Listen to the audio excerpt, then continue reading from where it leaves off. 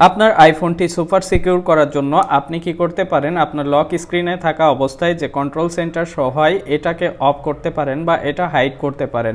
যদি এটা হাইড করেন তাহলে এই অবস্থায় লক স্ক্রিন অবস্থায় কেউ আপনার ফোনের সাউন্ডটা সাইলেন্ট করতে পারবে না। সেক্ষেত্রে দেখা যাবে যে আপনার ফোনটা কেউ নিয়েই সাথে সাথে পকেটে ভরে রাখতে পারবে না। তো এর জন্য আমরা কিভাবে এটা হাইড করব চলুন দেখে নিই। এটা হাইড করার জন্য আমরা চলে যাব আমাদের আইফোনের সেটিংসে এবং সেটিংস থেকে চলে যাব ফেস আইডি অ্যান্ড পাসকোড এই অপশনটিতে। এটাতে আসার পরে আমাদের পাসকোডটি দিতে হবে। পাসকোডটি দেওয়ার পরে আমরা এখানে অনেকগুলো অপশন দেখতে পারবো। একটু নিচের দিকে চলে যাব, গেলেই আমাদের এই কন্ট্রোল সেন্টার অপশনটি দেখতে পাবো।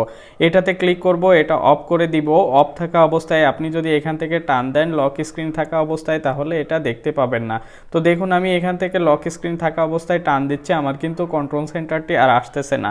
তো এটা আবার আপনারা চাইলে ইনেবল করে নিতে পারবেন। এসআইডি অ্যান্ড পাসকোড এই অপশনটিতে আসতে হবে। এই অপশনটিতে আসার পরে আপনার পাসকোডটি দিতে হবে। পাসকোডটি দেওয়ার পরে আপনার এই ফেস আইডির ফাংশনগুলো চলে আসবে। এখান থেকে সেমভাবে একবারই নিচে এসে এই কন্ট্রোল সেন্টারটি আপনি অন করে দিবেন। তাহলে আপনার ফোন যখন আবার আনলক অবস্থায় বা লক অবস্থায় থাকবে তখন এখান থেকে টানলে কন্ট্রোল সেন্টার চলে আসবে। এভাবে আপনাদের ফোনটাকে আপনারা সুপার সিকিউর করতে পারেন।